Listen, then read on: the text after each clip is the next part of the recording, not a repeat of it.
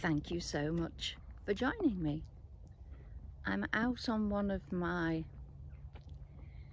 favourite places for walking. It's a little green lane, no motorbikes, motor scooters, anything allowed. Horses, yes. Dogs, yes. Joggers, yes. Walkers and plodders, yes. And I can hear a plane, I can hear the birds, but otherwise just the crunching of my feet. And I want to share a quote with you, and I've written it down because I thought, sod's law, I'll forget it if I don't. It's from Doctor Who in 1977, and it says, "You know, the very powerful and the very stupid have one thing in common. They don't alter their views to fit the facts. They alter the facts to fit their views." How true is that? And sometimes probably even more true if the very powerful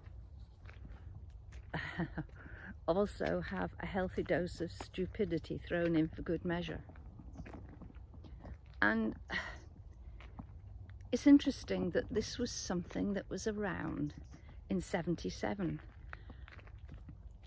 My truth, not the truth. Maybe it was just called lies then, but obviously it's very prevalent now. And yeah, I can think of quite a few people who probably think they're powerful, but really err on the side of stupidity, to whom that quote would make very good reference.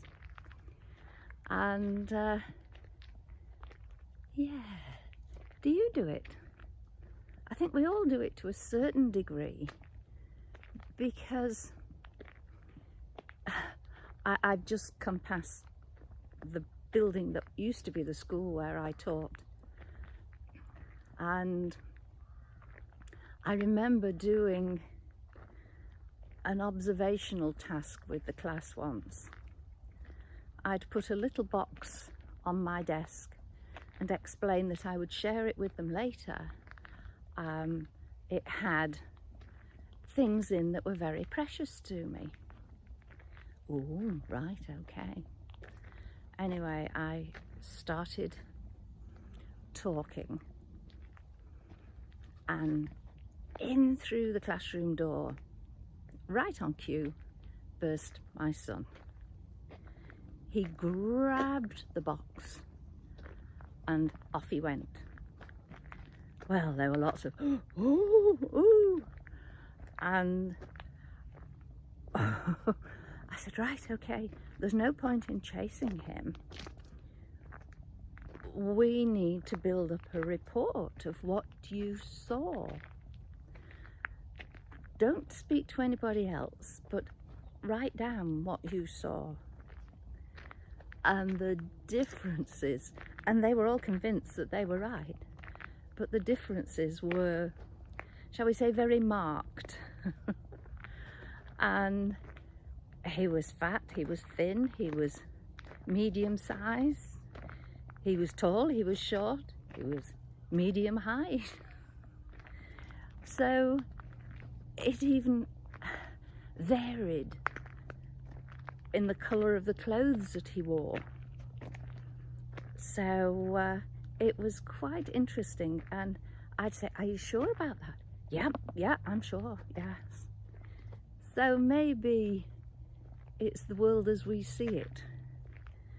And in cases like that, it really didn't matter, but we proved a point that you have to listen to other people's viewpoints rather than just go with your own, because what you see as being the truth in actual fact has your bias on it.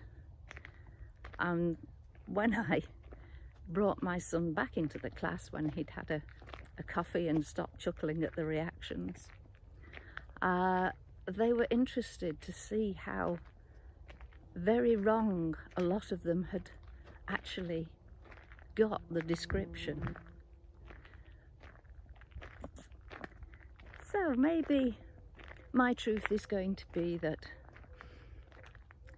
I'm striding out along this path when in fact I'm sauntering at a very sedate pace.